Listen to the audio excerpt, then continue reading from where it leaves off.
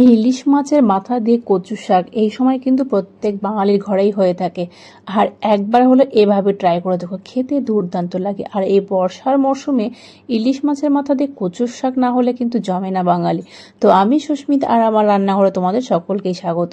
তো চলো দেখিনি। এখানে আমি কচুর শাকটা কেটে নিয়েছি, তোমাদের আর আলাদা করে কচুর শাকটা কাটা আমি দেখালাম না। তো তোমরা চাইলে আমাকে কমেন্টে অবশ্যই জানিও, তোমাদের একদিন দেখিয়ে দেবো। তো আমি এটাকে বেশ ভালোভাবে ছিলে নিয়েছি প্রথমে।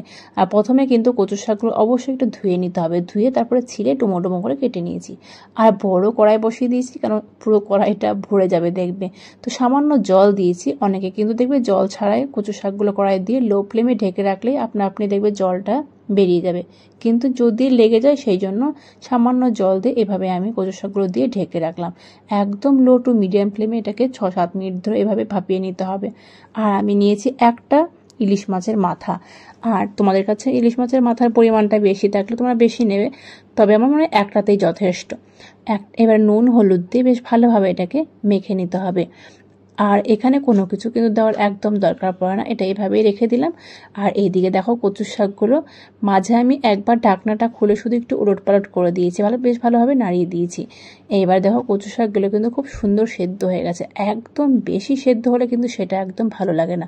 তো এইবার এটাকে আমি নামিয়ে জল ঝরতে দেবো। এইরকম একটা ছাঁকনির মধ্যে তোমরা এটাকে জল ঝরতে দেবে। যতক্ষণ না জল আপনি পুরো জলটা বেরোচ্ছে ঠিক ততক্ষণ ধরে এটাকে রেখে দেবো। আর এদিকে কড়াই দিয়ে দিলাম পরিমাণ মতো সর্ষের তেল। আর এবার ইলিশ মাছের মাথাটাকে ভেজে নিতে হবে। ইলিশ মাছের মাথাটা খুব বেশি কড়া করবো না, তবে একটু এপিট ওপিট করে বেশ ভালোভাবে ভেজে নিতে হবে। আর মাছটা যখনই হাফ ভাজা হবে তখন এইভাবে খুন্তি দিয়ে একটু মাথাটাকে ভেঙে দেবে। ভেঙে দিয়ে তারপরে মাথাটাকে আমি এবার তুলে নিচ্ছি। দেখো একদম পারফেক্ট ভাজা হয়েছে, খুব বেশি কড়া করলাম না। এইবার ওই কড়ার মধ্যে আমি আর একটু তেল দিলাম। আর এইবার একটা তেজপাতা আর একটা শুকনো লঙ্কা দিয়ে দিলাম। দিয়ে কিছুক্ষণ এটাকে নাড়াচাড়া করব। নাড়াচাড়া করে নেওয়ার পর এবার দিয়ে দেবো কালো জিরে ফোড়ন, সেটা একদমই সামান্য দিলাম। আর দিলাম 5 ফোড়ন, সেটা আরও কম দিলাম।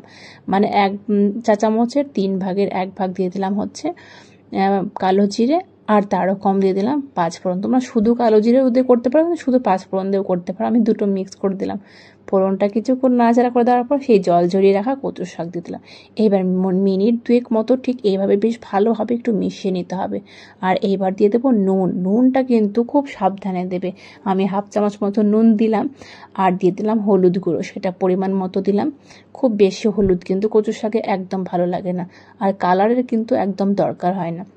দিয়ে বেশ ভালোভাবে আরও 2-3 মিনিট ধরে মিশিয়ে নেওয়ার পরে চেরা কাঁচা লঙ্কা দিলাম 3 থেকে 4টে। এবার হাফ চামচ মতো দিয়ে দিলাম চিনি। চিনিটা কিন্তু অবশ্যই লাগবে।